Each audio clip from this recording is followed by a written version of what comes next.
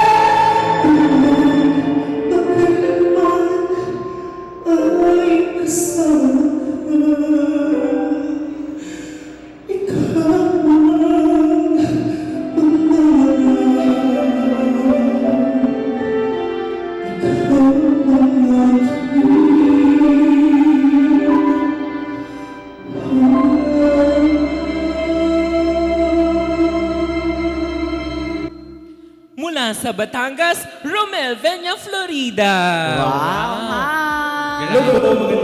Grabe naman yung pagluhod-luhod na yun. Correct. May kilala akong ganyan din ng discard sa mga pagkanta, di ba, Dex? Parang ako yun. Meron ko sa mga power ballad eh. Ganyan na Ganon ganyan si talaga Dex. pag- Oo. Ganon talaga, Dex, sa pag may nililigawan ka, kailangan may paluhod. Oo. Oo. Maluhod lang. Ayan. Oo. Pero naku, Beb, Ron, at saka Dex, nagustuhan kaya ng ating mga hurado ang performance ni Sir. Oo. Kaya naman tanungin na natin kaagad si Jurado Renz. Hi, Ronel. Ayan. Hello po. Saan ka ulit, Ronel? Sorry. From Lipa, Batangas. So, thank you ha. Dinala mo pa kami. Salamat. So, sige. Focus tayo muna dun sa performance. Actually, nagagandahan ako sa performance mo kung yung boses yung pag-uusapan natin. So, may konti, pero yung polish kasi is konting-konti lang talaga, as in minimal. The rest, ang ganda ng boses mo. I just want to suggest maybe, kasi what I can see here is yung a little bit of tension dun sa hands. Pero ang kagandahan naman nun, hindi na nagre-reflect sa voice mo. So, natutuwa ako dun kasi nanginginig talaga yung hands niya eh. So, again, I don't know kung maybe defense mechanism mo lang or parang inad mo lang ng konting flavor yung mga iba mong gestures sa stage. So actually, ang ganda ng boses mo eh. Para sa akin, kahit di mo na kailangan no, ng maraming gestures, boses mo lang, maybe kung ako lang to yung audience mo makikinig, mas ma-appreciate ka nila. Pero again, kudos pa rin syempre sa effort mo, no? Thank you po. Nothing else naman. So far, I'm okay with that. Ayan, maraming Thank you po. salamat, Sir Renz. Kaya naman, tawagin na muli natin ang ating Real Star number 1, Miss Willie Rose de la Isla.